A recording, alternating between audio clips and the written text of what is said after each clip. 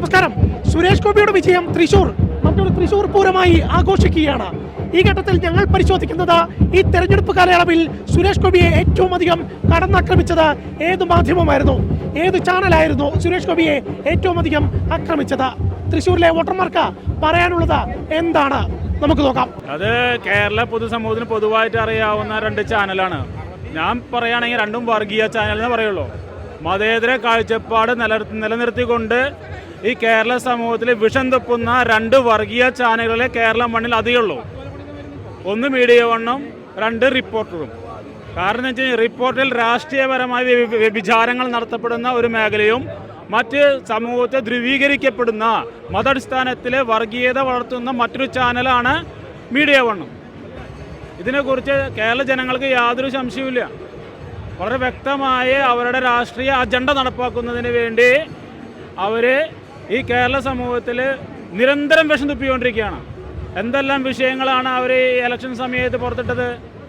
ഈ ലൂർദ് മാതാവിന് കൊടുത്ത ഒരു ഭക്തനായി നിന്ന സുരേഷ് ഗോപി ഈ ലൂർദ് മാതാവിന് കൊടുത്ത സ്വർണ്ണ കിരീടം പോലും ചെമ്പ് കിരീടം എന്ന് നാണം കെട്ട ഇവിടെയുള്ള മുമ്പത്തെ MLA പറഞ്ഞത് ഓർമ്മയില്ലേ? അദ്ദേഹം ഉണ്ടാക്കിയ പ്രൊപ്പഗണ്ടയല്ലേ അത്? ഇപ്പം എന്തായി അത്? മീഡിയ വണ്ണില് നമ്മൾ ഈ ഇലക്ഷന്റെ ആ ഒരു സാഹചര്യത്തിൽ പറഞ്ഞിട്ടുള്ള മാധ്യമ പ്രവർത്തക സുരേഷ് ചേട്ടനെതിരെ വലിയൊരു ആരോപണമായിട്ട് വന്നിട്ടുണ്ടായിരുന്നു. അദ്ദേഹത്തിനെതിരെ കേസ് കൊടുത്ത് ഭയങ്കര കോളുകളൊക്കെ കാര്യങ്ങളൊക്കെ സൃഷ്ടിച്ചിട്ടുണ്ടായിരുന്നു. അതിനെ തുടർന്ന് ഓരോ ദിവസങ്ങളും മീഡിയ വണ്ണിൽ സ്ഥിര ചർച്ചയായിരുന്നു സുരേഷ് ചേട്ടൻ സ്ത്രീത്വത്തെ അപമാനിച്ചു അല്ലെങ്കിൽ സ്ത്രീകളോട് മോശമായിട്ട് പെരുമാറി എന്നൊക്കെ പറഞ്ഞിട്ടുള്ളത്. എന്നാൽ അവർക്കുള്ള വ്യക്തമായിട്ടുള്ള മറുപടിയാണ് ഇപ്പോൾ തൃശ്ശൂരിലെ ജനങ്ങൾ സുരേഷ് ചേട്ടന് കൊടുത്തിട്ടുള്ളത്. സുരേഷ് ചേട്ടന് അത്രയും വലിയൊരു ഭൂരിപക്ഷത്തിലെ തൃശ്ശൂരിലെ ജനങ്ങൾ അത്രയ്ക്ക് അധികം ഏറ്റെടുത്തൊരു കാഴ്ചയാണ് നമ്മൾ ഈ ഒരു കഴിഞ്ഞ ദിവസം കണ്ടത്. ഇത് തന്നെയാണ് മീഡിയ വണ്ണിലുള്ള ഏറ്റവും വലിയൊരു മറുപടി. അവരെ തലക്കേറ്റ ഏറ്റവും വലിയ പ്രഹരമാണ് തൃശ്ശൂരിലെ ജനങ്ങൾ അദ്ദേഹത്തെ ഇവിടെ ജയിപ്പിച്ചു വിട്ടത്. ഏറ്റവും കൂടുതൽ വേട്ടയിടുന്ന മീഡിയ വൺ ചാനലുകൾ, അങ്ങനെ ഈ കോൺഗ്രസിൻ്റെ മനോരമ, ഏഷ്യനെറ്റ് ന്യൂസ്, ആ ചാനലുകളാണ് കൂടുതൽ വേട്ടയാടിയിട്ടുള്ളത്. അതായത് ആവശ്യമില്ലാത്ത പെണ്ണുകേസുകൾ ഉണ്ടാക്കിയത് മീഡിയ വണ്ണാണ് കൂടുതൽ അത് പുറത്തേക്ക് കൊണ്ടുവന്നും പല കാര്യങ്ങളും ഉണ്ടാക്കിയിട്ടുള്ളത്. എന്നിട്ടും നമ്മൾ ഇതൊക്കെ ഇതാക്കിയിട്ടാണ് നമ്മളിപ്പോൾ ഇലക്ഷൻ വന്നു. ഇലക്ഷൻ സമയത്ത് പല പ്രശ്നങ്ങൾ ഇത് വന്നിട്ടും ഇപ്പോൾ ഇതേപോലെ വൻ ഭൂരിപക്ഷത്തിലാണ് ഇപ്പോൾ സുരേഷ് ഗോപി ജയിച്ചിട്ടുള്ളത്. ഇപ്പോൾ എല്ലാ മണ്ഡലം എടുത്ത് നോക്കാം. 7 മണ്ഡലത്തിലും 6 മണ്ഡലത്തിലും സുരേഷ് ഗോപിയാണ് ഒന്നാമത്. ഒരു മണ്ഡലത്തിൽ മാത്രമാണ് സുരേഷ് ഗോപി ഉള്ളത്. ഗുരുവായൂർ മണ്ഡലത്തിൽ മാത്രമാണ് സുരേഷ് ഗോപി ഉള്ളത്. ബാക്കി 6 മണ്ഡലത്തിലും സുരേഷ് ഗോപി ഒന്നാമതാണ്. സുനിൽകുമാർ എല്ലായിടത്തും 2ാം സ്ഥാനത്താണ് പോയിട്ടുള്ളത്. ഇത്ര പറഞ്ഞാൽ സുനിൽകുമാർ എന്ന് പറഞ്ഞ ആൾ 2ാം സ്ഥാനത്തിന് എല്ലായിടത്തും പോയിട്ടുള്ളത്. 7 മണ്ഡലത്തിൽ സുനിൽകുമാർ 2ാം സ്ഥാനത്താണ്. മീഡിയ വൺ ചാനലെന്ന് പറഞ്ഞാൽ ഈ ഇവർ ശരിക്ക് സുരേഷ് ഗോപിനെ ചോദ്യം ചെയ്യായിരുന്നു. ഒന്നുമില്ലാത്തത് വർണ്ണിച്ച് വലിയൊരു കേസാക്കി എടുത്തു. അത് ജനങ്ങൾ അംഗീകരിച്ചില്ല എന്ന് മാത്രം. ഇപ്പോൾ നമ്മൾ ശരിക്കും പറഞ്ഞ മീഡിയ വണ്ണിൽ അവർ രാഷ്ട്രീയം തന്നെ പറയണത്.